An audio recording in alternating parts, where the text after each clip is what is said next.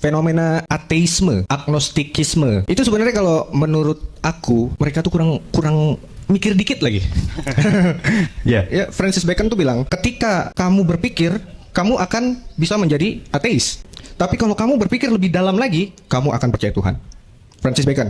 Terus kalau kita bilang, ateis ini kan banyak ngerasa paling pinter ya, paling smart.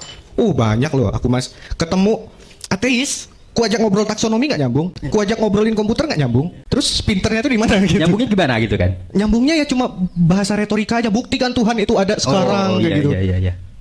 Jadi mereka menuntut bukti empiris, ya kan? Sedangkan dalam logika itu ada induksi sama deduksi. Induksi itu mengalami langsung.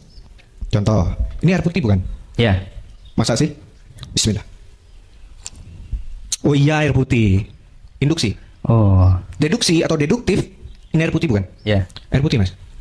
Ya. Aku percaya tanpa harus mengalami langsung. Jadi tidak harus kita memvalidasi sesuatu dengan mengalami langsung. Ateisme itu empirik dan induktif, bukan logis dan deduktif ya. Bukan logis dan deduktif. Karena kalau kita pakai logis dan deduktif, kita tahu ada kausalitas, sebab akibat. Ini handphone ada, sebelumnya nggak ada nih. Kalau yang sebelumnya nggak ada, terus ada, pasti ada penyebab. Sesimpel itu. Alam semesta ini sebelumnya nggak ada. Dulu, teori dulu steady state. Alam semesta tidak berawal dan tidak berakhir. Dulu dipatahkan sama Edwin Hubble. Alam semesta memiliki awal. Awalnya singularitas, meledak Big Bang. Dengan adanya Big Bang, disepakati juga sama Stephen Hawking, ada Big Crunch, keruntuhan total yang kita sebut kiamat. Berarti awal alam semesta pun memiliki umur, karena alam semesta ada di dalam ruang dan waktu. Tuhan tidak terikat ruang dan waktu gitu. Nah, sekarang kalau kita tuntut alam semesta ini dulunya nggak ada berarti. Terus ada, maka secara prinsip kausalitas ada penyebab. Gitu. Ada penyebab dong. Sebelumnya nggak ada. Penyebabnya apa? Kita dengan sederhana menyebut penyebabnya Tuhan. Terus mereka nanya lagi, terus Tuhan yang menyebabkan apa? Gitu kan? Apa yang menyebabkan Tuhan ada? Mereka nanya kayak gitu. Itu pertanyaan yang sebenarnya kalaupun kita jawab oke, anggaplah yang menyebabkan Tuhan namanya Q. Terus nanti muncul lagi pertanyaan, Q yang menyebabkan apa? P. P yang menyebabkan apa? Z. Nggak habis-habis. Nggak ada ujung ya? Infinite regress ya. Regresi tak terbatas. Nggak ada ujungnya. Jadi kita membutuhkan menurut Aristoteles prima causa.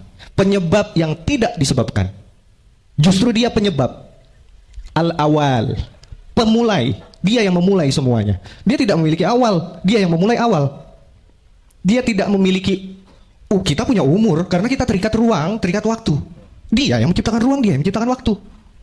Dia tidak bergantung dengan apapun, dia tidak bergantung dengan waktu. Makanya Tuhan kekal nggak? Kekal. Kenapa dia bisa kekal? Karena dia tidak terikat waktu. Allahu Samad, Allah tempat bergantung seluruh makhluk. Dia tidak bergantung apapun terhadap makhluk. Ini juga disepakati dengan teori Ibnu Sina. Jadi kalau kita bilang ateisme itu salah satu wujud kecerdasan, sebenarnya menurut saya ateisme itu salah satu bentuk keterbelakangan.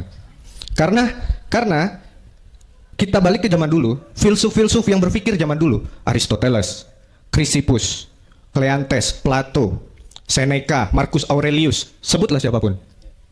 Siapa yang nggak percaya Tuhan? Terlepas konsep Tuhan yang mereka yakini seperti apa ya, tapi mereka percaya Tuhan. Kenapa? Karena nggak logis kalau ini muncul sendiri. Gue punya jam tangan nih, tiba-tiba muncul di kamar gue. Nggak ada yang bikin, tiba-tiba muncul aja. Itu kan nggak logis, gila. Ya kan? Jadi ateis itu setengah gila sebenarnya.